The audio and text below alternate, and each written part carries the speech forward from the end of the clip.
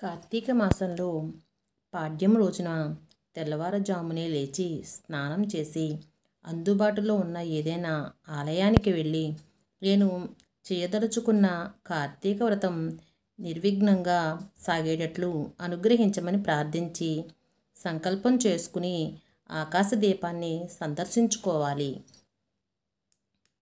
విధియ రోజున ఈరోజు సోదరి ఇంటికి వెళ్ళి ఆమె చేతి భోజనం చేసి కానుకలు ఇచ్చి వచ్చిన వారికి యమగండం వాటిల్లదని పురాణోక్తి.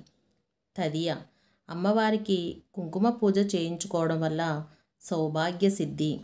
చవితి కార్తీక శుద్ధ చవితి నేడు నాగుల చవితి సందర్భంగా సుబ్రహ్మణ్యేశ్వరునికి పుట్టలో పాలు పొయ్యాలి. పంచమి దీనికి జ్ఞాన పంచమి అని పేరు.